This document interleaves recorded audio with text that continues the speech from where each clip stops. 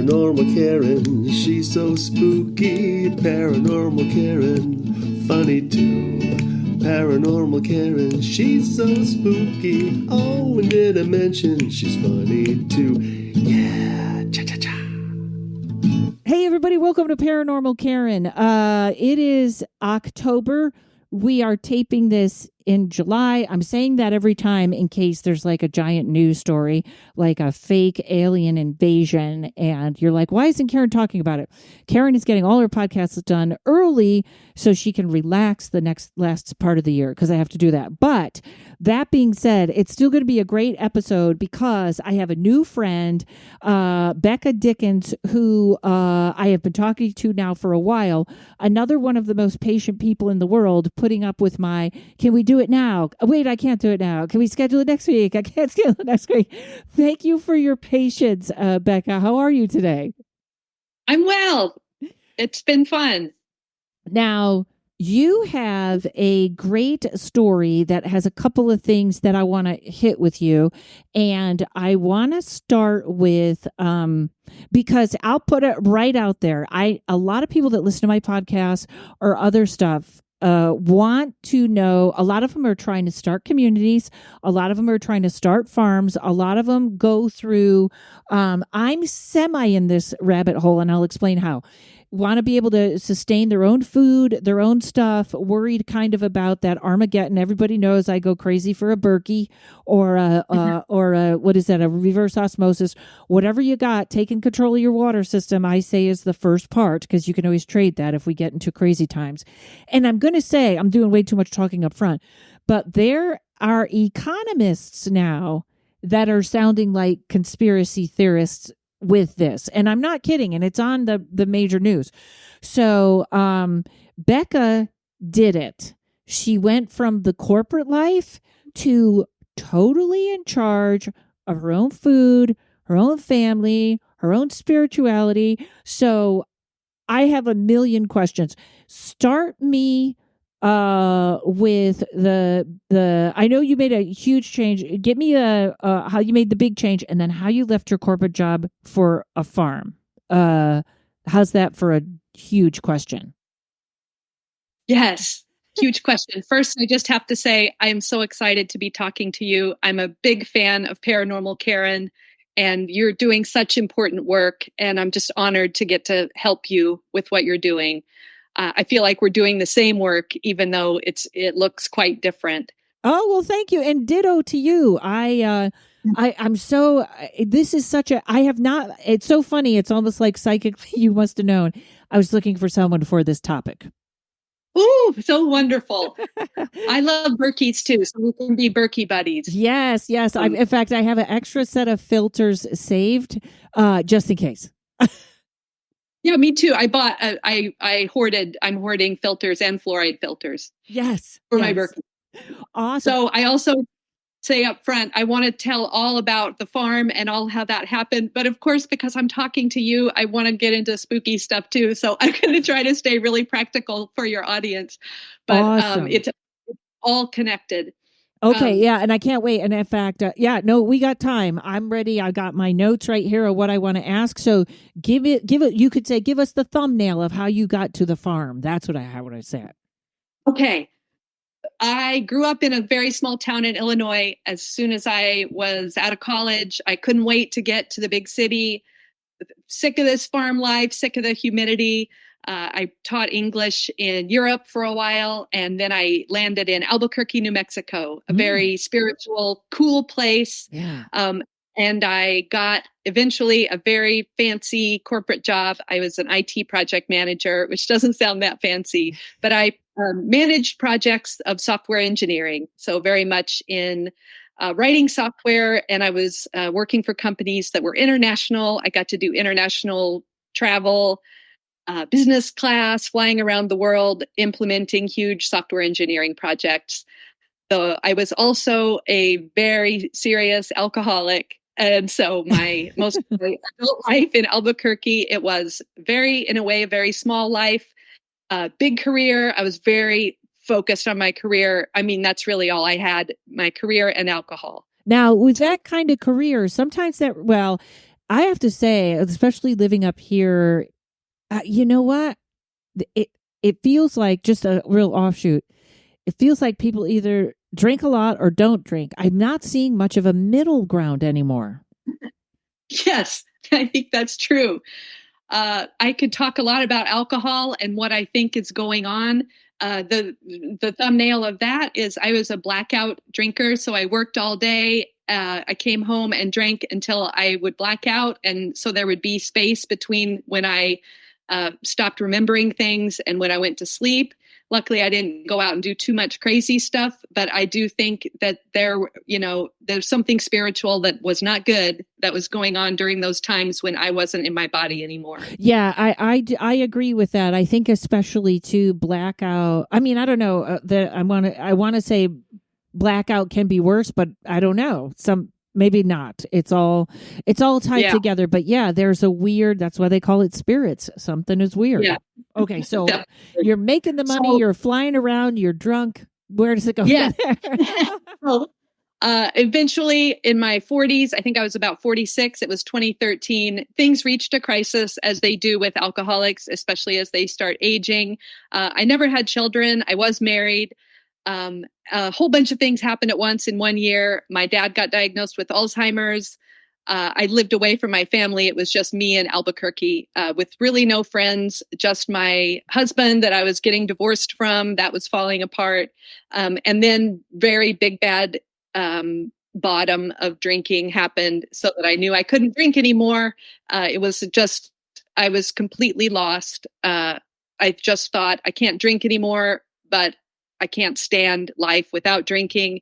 But many miracles, I was able to stop. And I don't know if you just heard that, but just as you were saying that, there was a giant crack of thunder. I'm sitting through thunderstorms today. So it was like you said, I can't drink anymore. And it went. That's how I felt. Yes, a very bad storm. I had about 6 months of pretty much constant panic attack. It just felt like suffering, unending suffering. At the end of sometime after about 6 months, there started to be some cracks in the misery, and I just started to feel a little bit better. By some miracle, I just didn't die or start drinking again. I just suffered for 6 months. It got a little bit better. My mind started clearing up, and just the sunlight came in, the colors came back. And I believe that my spirit guides were helping me from every step of the way. But as my head started getting clearer, I realized that sugar still was really affecting me. Yeah. So I stopped eating sugar. And man, I got smarter. It was like that Flowers for Algernon story, if you've ever read, where the little mouse kept getting smarter and smarter. I have not read that story. I'm a big fan of mice, though. And I have now had no refined sugar for, I think, over a year. And yeah, how about your skin with no sugar, huh? Yes, amazing.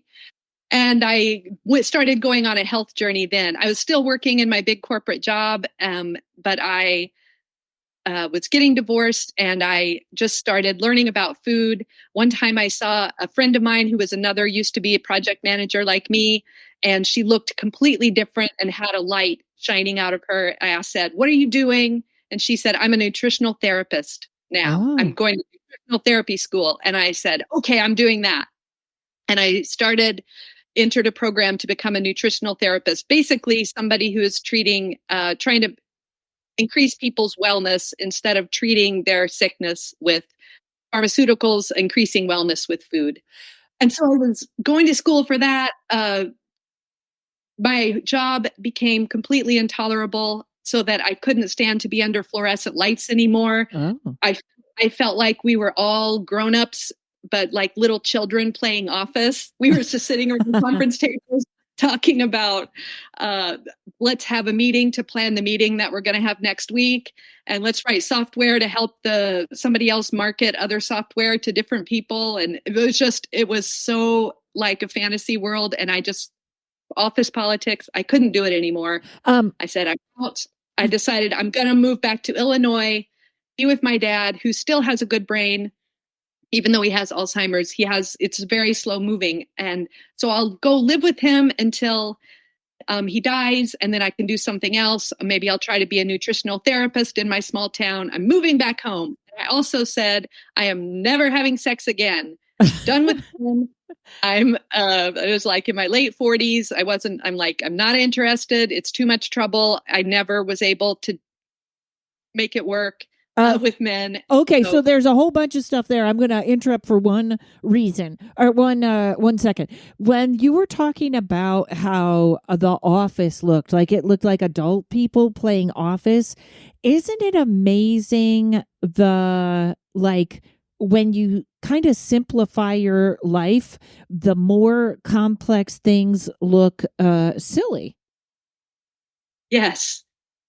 Like really silly. Like even people wearing neckties, and I wore like dresses and little high heels. It looks so ridiculous to me now. Like my little outfits, and just, yes, us all just like playing a game. It's so embarrassing and silly. Yeah, those poor people who are still trapped there. Yeah, and for some people, I get the adrenaline and you thrive on it and that works, and thank God for you doing it, because I can't do it. It's you know what I mean? It's a different left brain, right brain, and maybe a lot of people are having sort of that evolution as you did.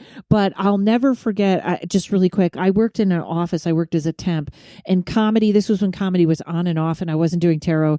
So I kind of had money, I didn't have money, and I went to this temp job, and they hired me right away. And it was literally like, it was for this office, and the girl that trained me wrong, so she would look better than me. It was crazy.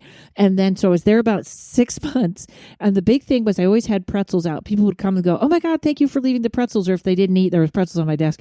So as I quit and as I'm leaving, my boss, who was horrible, who was just this awful man, who the only time he treated me like a person was when he showed me 2 phones and said, which one do you think is sexier? And I was like, what? So as I was leaving, someone said, that was really nice that you always paid money and bought those pretzels for everyone. And without missing a beat, my boss goes, I paid for them. And he did not pay. And I almost lost my shit. And I thought, I'm going to be screaming about pretzels in a moment. And I just left, and I was like, I can't go back. You know what I'm talking about. Yes, I totally do. And food in an office, if somebody brings in food, it is like they have brought a pot of gold. Yeah, it's like God himself showed up with this cake. Anything out of the ordinary. Bring in your kid, bring in a pet. Oh my God, people can't wait for the real world to invade an office. Yes, any part of humanity. Yes. Yeah, it's very amazing. It takes away everything human about us. The environment is so cold, plastic, and those fluorescent lights it just makes everyone look green and sick and just bizarre. Yeah. So you go home and you're going to stay with your dad. That's where I interrupted you. Yes. So I'm going to be with my dad, maybe be a nutritional therapist, start a little practice. I really thought that after my dad died, I would probably go join an ashram. I was like, I'm going to be super celibate. Maybe I'll do this pilgrimage in Spain, the Camino de Santiago. That sounded pretty cool. But yeah, I'm going to be I was studying Buddhism. So I'm here. But yeah, basically at that time, living by myself in a little rented house, really no job, divorced, no plan for my future, except I'll just hang out here and then something else will come along. There was one yoga class in town. I had lived in a bigger city. This small town was a culture shock. You're describing where I am right now. Yes. Like no yoga class, nobody who would talk to me about anything spiritual or anything cool that I had been doing in Albuquerque. And so I found one yoga class and I made a friend there, and I just kind of glommed onto her and talked to her as much as I could about anything spiritual. And I talked to her a lot about food and how whole foods were going to save the world. And she finally said, I think you should meet my cousin. And I think it was because I had worn her out with just blabbing at her about food. And she took me to meet her cousin, and it was Jared, who is my partner now. He is 21 years younger than me, and he was a gardener, an amateur gardener. He did construction work for his job. I drove to she drove me to his farm, introduced us. He had a beautiful garden, just very tiny. He grew vegetables for friends and family. He was wearing mirrored sunglasses, so I couldn't see his eyes, but he looked like he was so much younger than me. I didn't even think. Plus, I was this super celibate now. And we just stood and talked to each other for about 2 hours. My friend wandered off, and we just were talking to each other about food and conspiracy theories and our theories about the world and philosophy. And it was an amazing conversation. And at the end of it, I said, "You should be selling this food." He said, "It's just for my friends and family." And I said, "I'm going to help you do a market." And my plan was really, I will help this guy get a little market started. I'll be doing some good in the world. Then I can go join the ashram and go on with my life. And of course, that is a joke. Another weird thing that I did while I was talking to him, though, that very first day is I was running my fingers through my hair because it had gotten tangled on the drive over. And I was just kind of nervous. I got a big wad of hair in my hand and I threw it into his kale. Oh. And at the time I thought it'll be good. It's like compost. It'll be good for the kale. But of course now it's very rude. People don't want to have a wad of hair on their kale. And I think it was something very witchy. I was trying to put some of my spirit into that farm and to enchant him by leaving a piece of myself there. Oh. And sure enough, he called me later and said, very perplexed, "I found your hair." And so he had found it. And soon after that, I moved in.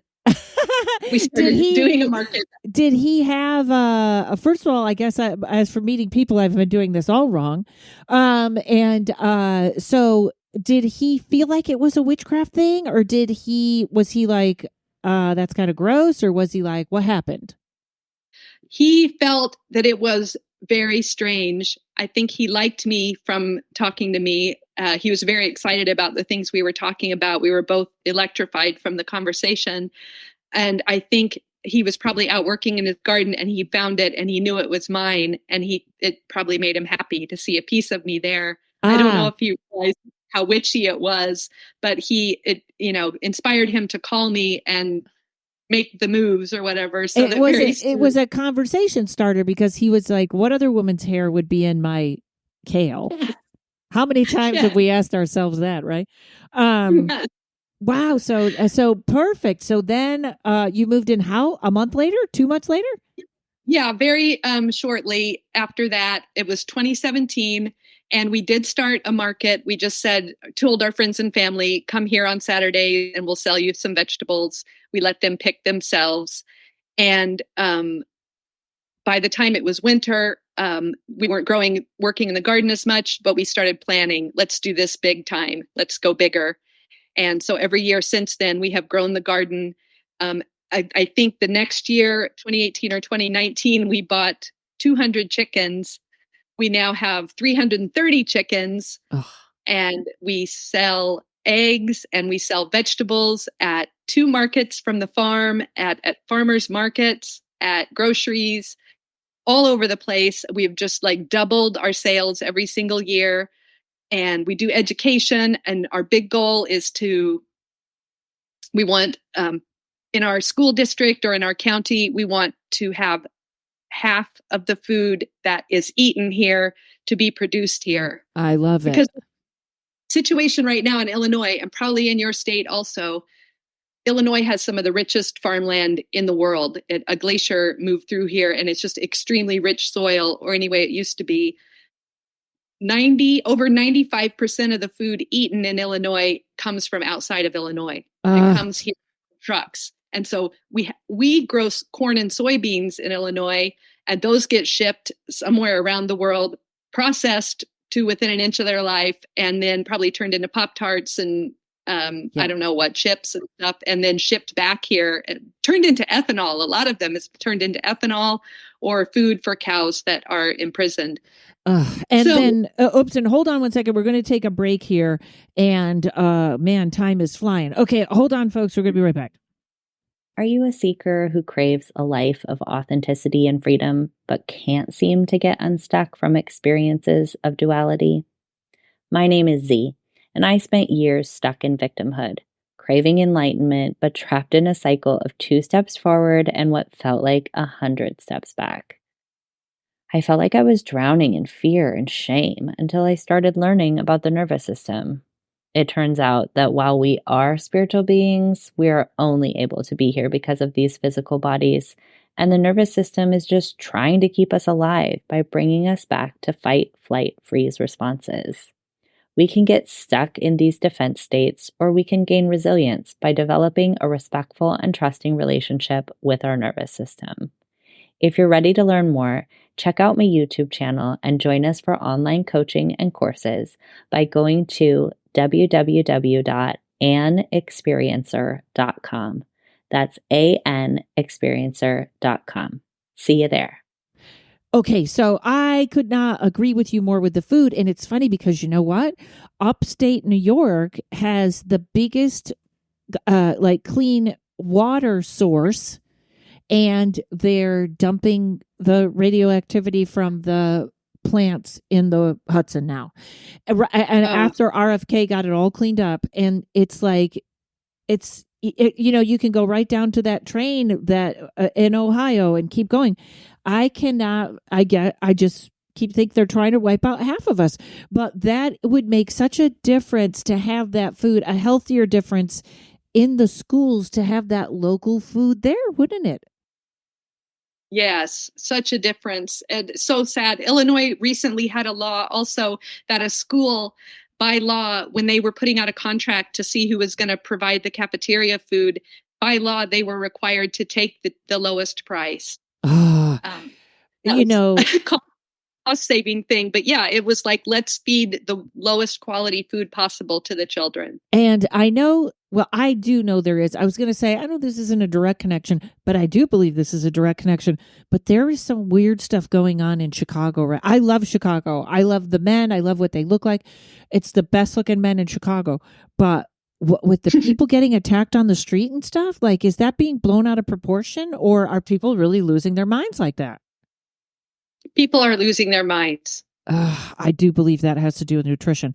Okay, now back to one of my favorite topics, because I'm what I call animal rights vegan, which means my sister lives next to an enormous farm. They do not euthanize the males. And so she buys me eggs, and I'm an egg-eating vegan. I know that's a different name, but I will never buy them from a store. So tell us, because I really think people, even in cities, can have a small number of chickens and make it work. Are chickens easy to keep around?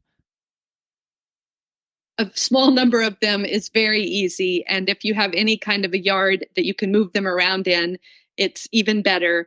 The 300 that we have it. They live in something called the egg mobile. It gets moved to fresh pasture every single day. We have some movable fences. So they're moving across 12 acres, eating fresh bugs, fresh grass every single day. And they are the happiest, most beautiful chickens, and their eggs are just legendary.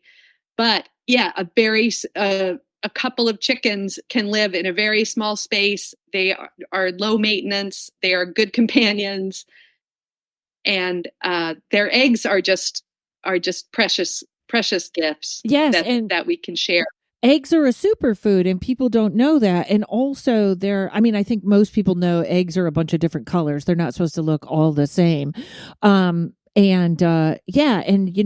lived in Los Angeles. Now, chickens don't fly, right? That's right. Okay. A little bit, but not really. Okay, because I lived with these people that had a huge backyard, and they did have them in cages, but there's a lady I bought them from in LA that would let them loose, and that's all I want to hear is that the chickens that's all I want to hear about any of them. Even if you tell me when the chickens get old we eat them, if they have a happy life, that's all I want. Yes, they do get retired, and then they get processed, and we say that every day of their life is as happy as we can make it, except for the last one. But I mean, that death comes for us all. Yes, and I don't think I'll ever eat meat, but if it was done like that, I don't think I would. Like, everybody knows I'm not an adamant vegan. I'm like, you do what's for you. But I really think, well, also, and we won't spend much time on this because it can get gross, but what they're doing to those other chickens is so unhealthy for the people eating them as well as the chickens. Yeah, just like how water carries energy, food holds a lot of energy, and animals that have suffered, if you eat that meat, I'm sure that you're eating that suffering. And the people who have to work in those factories where they, confine those animals, they are also suffering. Those people are in a hell realm for sure. And so at every step, if you eat that food, besides the poor nutrition in it and the antibiotics and everything else, you're eating a very low energy, low vibe food that is gonna make you sick. Yeah. So now you got chickens, you got vegetables, you're doing fine. So how much of your food source comes from just you? I would say for me, almost my whole diet is vegetables and eggs. I eat meat once in a while, but only if I know who killed it. So that means it's mostly venison that somebody around here killed the deer. Mm-hmm. And so that I know how the animal lived and what it ate and know that it was killed as humanely as possible. So I would say my food, because I do make sourdough bread and I eat bread every day. Sourdough bread is so wonderful and magical. And that grain is coming not grown here, though we're working towards that. So probably 60 to 70% of what I eat is extremely local. This time of year, I'm preserving huge amounts of green beans and tomato sauce so that I can, and also freeze drying beets so that I can have that to eat in the wintertime as well. So probably 60 to 70% is me. And everybody, I promise you, we have some spooky things coming, but I find this fascinating because I make bread, but I make, it's pretty simple, the bread that I make, and it's really good. But do you use a bread maker and everything? Or I know some people wouldn't be into bread. Is there a really fast way to tell us how you make your bread? Sourdough bread. No, I don't use a bread maker. I have a sourdough bread recipe. Sourdough is a fermented food. It has that lactobacillus bacteria in it that is the same thing that's in yogurt when they say eat yogurt for those healthy probiotics. Mm-hmm. The same thing is in sourdough bread. It needs to be fed, and it's like live active cultures. And it sits for 36 hours before you're able to make it. And the starter is passed on through generations. The starter is what you use instead of yeast. It's a really magical process. I do teach classes on how to make sourdough bread. And I also give people sourdough starter and instructions for free. So I'm just really trying to start a bread club everywhere that I go and everyone I talk to. Can people get that online at your website? I should put it up there. I think I will put my recipe, and I could record myself doing a class. That's a great idea. You should do that. And also you should do, like, I just got a food dehydrator, and I'm sure I'm not doing it right because I don't read instructions, but it's a good thing to have, like, and preserving. I think that you would do, you should put those classes up there because that is stuff everybody wants to know and where we're going. If this podcast coming out in October isn't too late, they should have that information. Definitely. I wanted to say also about the amount of food that I eat that is grown right here on this farm, mostly by my partner, Jared, with some help from me. He is the genius gardener who really produces all of this stuff and takes care of our soil and our plants. But this is a kind of wealth that I don't know if people really realize. I think in the future, only rich people will be able to eat whole foods like I eat every day. Mm-hmm. It's pretty much like that already. Poor people, it's just not available. And so even though I'm extremely poor on paper compared to what I used to be, I am so wealthy in just that I get to eat this way. The luxury of, I have 5 or 6 different vegetables with each meal that I eat. It's just incredible to me. And it gives me a clarity and a peace that I've never imagined was possible. Yes, you're going to need guns and dogs because during the zombie apocalypse, as far as I can tell, your house is where we're all going. Also, yes. I was going to throw something in there really quick. Oh, and just a suggestion for people. There are a lot of Amish. Like, I get my popcorn from the Amish. It's no GMO. It's inexpensive. And so you can look for stuff in places like that. It's out there. And sometimes it's not that expensive. But I eat Amish popcorn. And it's very quiet. I was looking for an Amish joke. They bring it on a horse. No, I don't have an Amish joke, but there is some good stuff out there. Okay, so now you're the nutritional therapist. You got your body together. You got the guy. Tell us about your spiritual path that sort of curves, kind of becomes together here. Probably my whole life, and I think a big reason that I was so drawn to alcohol is I am very sensitive. I can tell what people are thinking, basically, since the time I was a little girl. I don't have a poker face. I show all of my emotions on my face, and people always tell me, you shouldn't show your emotions on your face so much. It really confused me as a kid because I could see all of their emotions, and I thought we were just doing it with our faces. But now I realize that I was just picking up stuff that they thought they were masking. It was very confusing. I felt like I was in people's energy. They were saying things that were contradicted by what I was picking up. And I just wanted to block it out. And once I found alcohol, it was really handy because as soon as I would drink, all of that got quiet. And I just could be in my own head and didn't have to hear what everybody else was thinking. I couldn't deal with it. And in a way, sometimes the flip side of that, although it's not good, that probably saved your life in a way. I think so. I don't think I was ready. I don't think my body could have handled what was coming through. After I stopped drinking, I started hearing more and being more comfortable with it. And it wasn't so scary. And I also became much more selective about who I spent time with because I just wanted to spend time with people who their words were more in line with what they were thinking. And I started going to Albuquerque is so spiritual. It had all these cool meetup groups where people would just get together and go, let's have a club about channeling and learn how to channel. And so I just started going to all of these and learning all of this stuff. And aliens, I would go to the alien clubs. I would go to the Buddhist clubs. I would go to channeling clubs, animal psychics, whatever I could find, and just soaked it all up.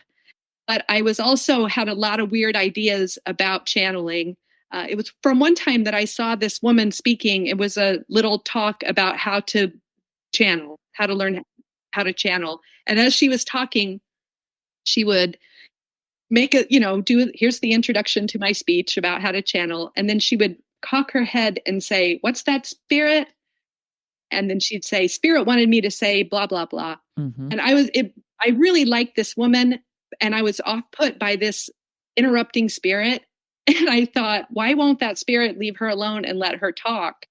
And I just said to myself, I don't want to be a channeler. I don't want some pushy spirit coming in and interrupting me.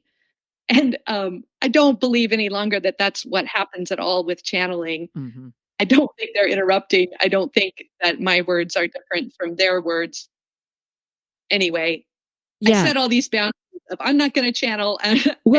I'll sort of tell you there's a lot of channel is a word that has a very wide definition. And I know someone that took a channeling class, but it was, and this is the kind I think don't do unless you are taking classes where she let the other spirit take over her body. So this could be another human spirit, and her face changed. And I don't suggest that for anyone. I think that's how you get really permeable. But as for what you're saying is sort of like her hearing and you hearing what information they want to get to you. Yeah, I think that's great. But I understand your hesitancy there.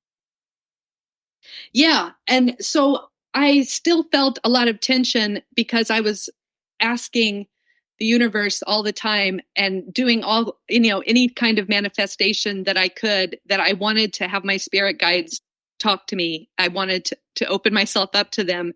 Now I realize that I had set this boundary where I said, I don't want you interrupting me, like stay away. And so they did. And I do it with my Berkey. I think I write words and tape it to my water glass. I write words on my Berkey of things that I want. So I was always like, please talk to me. Spirits, please talk to me. But I felt a lot of tension. I was loving the farm, but I felt that I needed an expression. I was trying to help people with food, to build a new world with food, but I also wanted to help them build a new world with their hearts. Everyone seems so angry and sick and sad now. I wanted to help, and I felt like I could do that, but I needed spirits helping me. Finally, I started opening up, and once I started allowing those in and didn't worry about getting interrupted, I started doing something I just call energy healing sessions, where I just, instead of keeping it to myself, with people's permission, I would say, let me tap into your energy. And I tell them, this phrase is coming to mind, or this image is coming to my mind. Let's talk about it.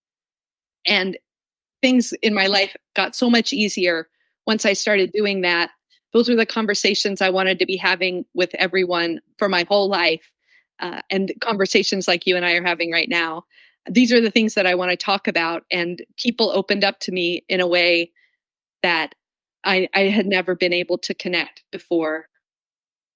Wow. And I felt them. So sorry. I think also there has been a time where like Reiki people used to, and if you want to take a Reiki class, folks, it's great. It'll give you confidence and everything. But I think that there's a certain point that we all sort of got that ability. And if you already had it, which it sounds like you did, it just sounds like it got reinforced even stronger. And I love that. I love that way. This is such a double-edged sword, but I'm going to say it, and then we're going to take a break, and then so everybody can get mad during the commercial and then come back. But I do feel like your body, your shadow work, and your mind, that's why we're all trying to clear those, because it makes you more psychic, more spiritual, and more in tune. And right now the pressure is on, like the parts we haven't fixed. I know for my shadow side, the parts I haven't fixed are like screaming at me right now. But hang on one second, folks. We'll be right back. We're going to pick it up right there. Hey, everybody. How's that spiritual awakening going? I know. Don't worry. Help is here. HighlySpiritualPerson.com is a haven for spiritual misfits and empaths navigating spirituality and mental health. My friend Camille has a plethora of resources on her site to help you on your spiritual journey, even if you're just starting out. It includes individual and collective Reiki sessions, personalized guided meditations, sleep affirmation tracks, and so much more. Camille has so much to offer. She's going to be on my podcast in December. I can't wait to talk to her. Her blog posts and podcast episodes explore spirituality and are great for folks carving out their own path. She has written 2 easy-to-follow guidebooks, one on breathwork, and the newest book is called Manifestation is Easy, and it features 22 step-by-step manifestation techniques, as well as tips and advice on how to overcome the most common blocks and start changing your reality. Go to highlyspiritualperson.com. I promise you will get lost in how much information is in there. It's one of my favorite rabbit holes. Okay. And and while we were off for a second, we were talking about shadow work. And yes, don't you think it's the biggest thing right now? Yes, it's so important. And everything in the world is pushing us to find all the problems outwardly. And there's so many enemies everywhere we look. And it's a huge cliche, but any problem you see in the world and say, this is the thing that only this would be solved, everything would be better. If you find how you're doing that exact thing in yourself and work on it, your life will get much easier. And you think that I can't possibly find that in the world. I can't possibly find the World Economic Forum inside myself, but you totally can. Yes. Yes, and I'm going to recommend Barbara With is a guest on the show a lot, and I think she was on just a couple months ago. Barbara With sells a book all about this, and it's a workbook, and I love it. So exactly what you're talking about, Becca. There's a workbook for it for fixing the world for within yourself. Wonderful. Yes, another thing that I gave up along with alcohol and sugar, et cetera, and processed food was television. And I even stopped going to movies. I don't watch anything on my computer. I have nothing like television since 2016. And I also don't go on social media except very little on Facebook. And of course, I know those things are valuable in the world for a lot of people, and a lot of people are spending a lot of time on them. I just simply can't. And I get enough from listening to podcasts. I get enough doom and to find the problems out in the world. I get plenty from that. I don't need to have it coming in from anywhere else. Right. And that's a good, in this way, I have a friend that can't watch the news, but can read the news and not feel.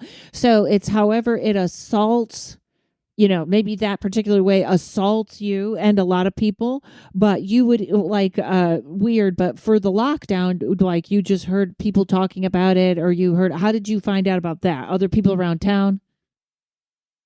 Yeah, just mostly around town. I did listen to podcasts. And so I try to listen to a kind of a balance. So on both sides so listen to things if there's two sides to an issue, to try to hear what's going on from both sides. But it's so much easier. I like podcasts because it's a long conversation, at least, instead of sound bites that really look so manufactured and so produced. And just longer conversations, it just seems like I can feel the truth of what people are saying much easier. Yeah. So, okay. So you're at this point, you're channeling and you're doing energy work. And is that where ghost stories start to come in? Most of my ghost stories are from my alcoholic past. I do, if we could talk about, I do think that demons or something takes over your body when you're maybe in any kind of addiction. But for me, certainly from when I was blacked out from drinking, I wonder if they are completely evil or if only there's something special about being in a human body. I think that we have some kind of ability to take energy in and push it back out and change it and put it out in a different form. And so maybe spirits want to come into our bodies so that they can affect energy by doing that. But yeah, of course I was scared. And especially because I have this understanding that I was permeable to something that caused me to drink for like 30 years of my life. And just so everybody knows, you're talking like heavy drink. We're not talking about people having a glass of wine or something like that. That's, you know what I mean? Like, yeah. Yeah. I would not remember falling asleep every single night of my life. I would drink and go to bed without remembering how I got to bed. So yeah. I think that is when something takes over. I think that a blackout is when something takes over. I think this is just my idea. I think people that are walking around kind of buzzed and stuff like that, they're attracting attachments, but I think a blackout could be when something is taking over or trying to. That's just my thought. Yeah.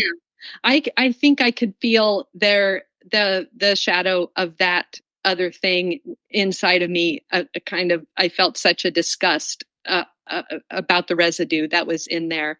Anyway, my life now is so magical and beautiful, but some of the protections that I've done that seem to be working so far, first of all, with the farm, what you said, Karen, it is true. When it all goes down, hordes of zombies or something are going to be coming here and trying to steal our chickens. And I'm going to go back just for 1 second this is a weird one, but I'm going to add this on. Shame, like you said, you didn't like the aftermath feeling. I have seen possession from shame like nobody's business. And that is you had your whole consciousness that drinking wasn't for you. So when you were doing it, you had this shame. but I've also seen people do it with no shame or just be, I will just tell this really quick and hold that thought exactly where you are. I knew this guy that was just drugs, alcohol, women, not nice, not like just over the top. He was one of the most insane comics I ever knew. And he once told me about his near-death experience, and he said he got drunk and he choked on a donut. He had a near-death experience. And he saw himself sitting on a cloud, and all he remembers saying was, man, I had the best time. And I always thought, because you're always like, wait, we're supposed to be good and we're not supposed to do these things that he did. And then I was that when I really realized it really is different for everybody. And shame and how you do it is a huge deal. So anyways, I just wanted to throw that in. But I totally get where you're coming from. I wasn't you're 100% on true with what you were talking about too, because I've seen people from drugs and alcohol get possessed, just like you were saying. But anyways, we're over that. So now your life is magical, and go ahead. So I got a chill when you said that about shame. I do think shame also allows bad energy to attach itself to you. It's a horrible emotion and useless, and everybody should work to let go of their shame and love themselves more. Yeah. So yes, the zombie hordes are coming. One thing that I did is put a protective bubble over the whole farm. And I do feel like I'm holding space and that I'm able to hold this protective bubble over it. And the people who come here, our customers, are very friendly and love our food. Somebody tells us at every single market, thank you for what you're doing. Thank you for being here. But there are lots of people in the town and the surrounding area who are pretty hostile, mostly because we are farming differently than most of the community around here are corn and soybean farmers using chemicals to farm. Oh. I'm a smarty pants who moved away from Illinois for most of my adult life and came back home. We used to write a column in a local paper about regenerative farming. And so I moved away, came back home, and started telling people what was the right way to farm. So pretty obnoxious. But I don't want those people to come to the farm and cause us any problems. And I certainly don't want them to come and steal our chickens if they get hungry. So I put this protection around the farm and said, nobody can come through the gate unless this will be of benefit to them and to me. And it seems to be working. And the people who come here, I haven't set an intention that they will be healed and changed and uplifted by being on the property. And it seems to be working because everyone says, this is just a magical place. It feels wonderful here. I feel better when I'm here. I think it's working. And I do the same thing with my energy healing sessions, which I'm trying to sell. I sell it on our farm website. This is a very small town, not woo-woo at all. One yoga class, and they're mostly think it's weird. A couple of people have even said to me this weird question, is that new age? And I'm like, I don't know. I guess it's new age. And they say, oh, well, new age is of the devil. I can't do anything new age. Yeah, God bless you. And your website will be in the show notes if anybody wants to go. And you also teach people how to do what you do, don't you? Yes. So there's a whole lot there. Yeah. And so I put my little energy healing flyers out when I go to farmers markets, and I have it on the website, and I just put an intention on it. And I said, people who this won't benefit or who won't like this will not see my flyers. And I'm sure that it's possible to put invisibility spells on things because I do it. I see people's eyes pass right over it, and other people just zero in on it like they can't see anything else. And so it's very possible to protect ourselves. I had a friend who was able to I saw her make herself invisible once when we were in a coffee shop and an old boyfriend walked in. She was standing right next to me, and all of a sudden I looked up and she was gone. I believe that. And so I know people can make themselves disappear, and you can make things invisible if it won't be of benefit to people. So something I'm doing is holding space around this farm. And it's strange. There are some people in my life, family members or old friends that I invite to the farm, and a million complications happen that make it so that they never are able to make it here. And then I go, oh, it's just not, it wouldn't be a benefit to them. It's not for them. Same thing. I was so excited and anxious to talk with you, but at the same time, I didn't feel any urgency or like any worry about it if it got postponed. Because if we were meant to talk to each other today, nothing in the world could keep us apart. And if we weren't meant to, like, I couldn't force it to happen no matter what I did. Absolutely. And anyone that deals with me knows that you have to have that kind of patience, Becca, because this is another thing that's kind of weird, but I feel like, I'm in such great envy and joy of how you live. And obviously we all know I don't care for Utica. I want to be somewhere else, which I'm not sure if it's San Diego or LA, but because I'm off, my energy is off, which is throwing off, like when you're kind of, I hate to use the phrase light worker or magical person, but that's what I mean. When your energy is off, you can really affect things. You can, like me and my friend Tommy laugh. We've broken printers I break printers from across the room when I get mad at them. Like I like not even near them. I can cause them to stop and be awful. And I feel like that since I live here in Utica, time is unmanageable. Like I miss where I was supposed to be at that time or something. So I thank you for your patience on that. But yes, that's a great, that's just going to happen when it's going to happen. And I bet, and this is a really interesting segue, because I bet you don't get sick a lot. Obviously there's a few things that might sneak in or allergies or whatever, but I feel like right now, this is, like I said, this is coming out in October. In July, they're already predicting new quote unquote viruses and 3 new vaccines and blah, blah, blah. So I, not only for everybody's health, but also that brain cancer that you can get, there's a particular brain cancer with cell phones. They say what keeps that brain cancer away is garlic, spinach, leeks, all that stuff that you should be eating anyways. So it's kind of interesting. That's an interesting fact.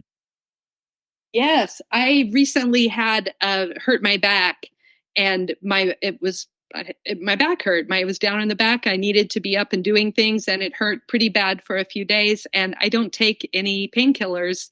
I'm trying to live without anything. And I had some yarrow tea from yarrow that we had gathered, which does have some pain anti-inflammatory properties. It seemed to help a little bit, but mostly I just had my back hurt for a few days. And I started doing some yoga that I found on YouTube that was good for lower back where it was hurting, and it really felt good. And it just healed. And it was a good lesson for me. Just pain is scary, and we think we have to make it go away really fast. But yeah, I don't get sick very often.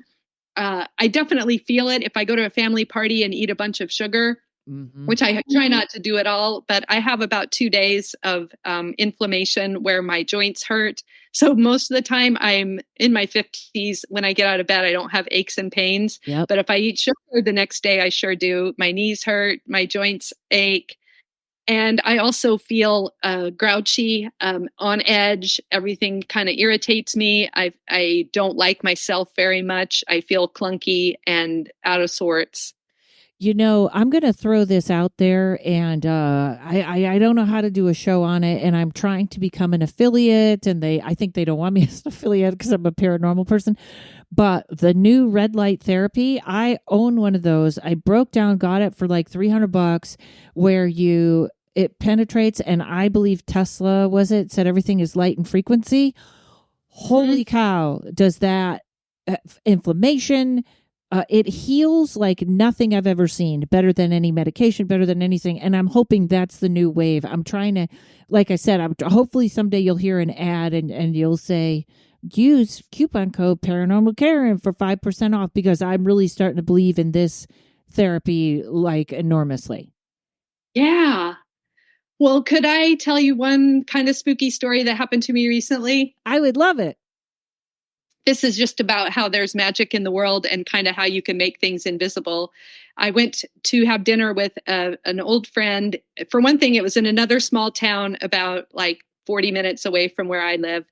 And the name of the town is Assumption, which I just thought was hilarious. Like, don't make assumptions. I don't know why it's called that. So I went to Assumption. There was a little restaurant there that we wanted to try out. We had a really nice dinner. As I was leaving, I needed to get gas. And so I saw there were 2 gas stations across the street from each other. One of them was Casey's, which is a chain around here. I kind of hate it because a ton of people eat this Casey's pizza as one of their major food sources. And it's just so awful. So I just was like, I'm not going to the Casey's. And it looked very janky. It was an old independent kind of gas station, but it was called the Freedom gas station, which I love the name.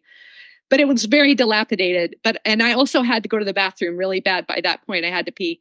So I'm going into the Freedom gas station. I got gas. I went in to use the bathroom and I walked in. And another thing I don't like is they have that video poker in a special room where people can smoke cigarettes in the special room and play the video poker. It's just these poor people in a small town playing horrible video poker, very low energy, low vibe. Anyway, I walked in. There was a kind of an odd looking woman working there, friendly, but she had a weird energy. And I walked in and just started heading for the bathroom. She said, "Are you looking for the bathroom?" And I said, "Yeah." And she's like, "Back there." And I walked back there and there was a big sign on the door that said "out of order." And I was so sad. And by then I really had to pee. And I was like, oh, I'm going to have to go to Casey's after all. I started walking back out and she looked at me and she said, "It's not really out of order." And I thought, well, that's weird. It has a big sign on it that says "out of order." But she said, "You can use it." So I walked into this bathroom. It was like a door that was kind of stained and, the doorknob didn't work quite right. I walked in and locked the door. This bathroom was like the fanciest bathroom I ever saw. Oh, really? It was completely not out of order. It was beautiful. It was like poor fancy. It was all stuff that you could buy at Walmart, but decorated with corny wall hangings and 4 different kinds of soap and moisturizers. And it's done up as freshly painted, immaculately clean. And I don't know why. I used the bathroom, and it felt so nice in there. It's so fancy. And I walked out and all the people are still playing video poker. And this woman didn't act like anything was weird. I paid her for my gas. And what I don't know, the one explanation is that there was video poker people were troublemakers of some kind, and she just didn't want them messing up her bathroom that she had fixed up real nice. And so she just told them it was out of order indefinitely and only let some people use it. But the other thing is maybe this was a secret place that was not accessible to everyone. I don't know. I felt like she was so special, and I don't know if she was a fairy, something not quite human. Right. That's the vibe that I got. So these magical realms at the Freedom gas station in Assumption was the fanciest bathroom I've ever been to. Was just hidden there. It was just a jewel. And things like this happen to me all the time. That's awesome. Yeah, it's somebody that took care, and you could feel the care in the place. Yes. Awesome. Well, Becca, this was such a pleasure talking and meeting you. Tell everyone where they can find you. Yeah, the best place to find me is on the website, regenerativelife.com. And my energy healing sessions are there. You can sign up. And also we have a blog and a lot of writing about how to get into regenerative farming. And there's also a great video about how the eggmobile works and how to do chicken. So spend some time on the website. Thank you so much. It's great. And you know what? My friends from Alien School, I know you all listen. Maybe Becca's a good guest speaker next year, because that's what we all want to. Well, maybe it'll be too late, but maybe we'll be seeing you there next year, Becca. Ooh, I would love that. Awesome. All right, everybody. Thanks for listening. Check out Becca's website. The information is in the show notes. And thanks to Mike at Uno Rising Media. We'll see y'all next week. Paranormal Karen. She's a spooky kind of queen. Paranormal Karen.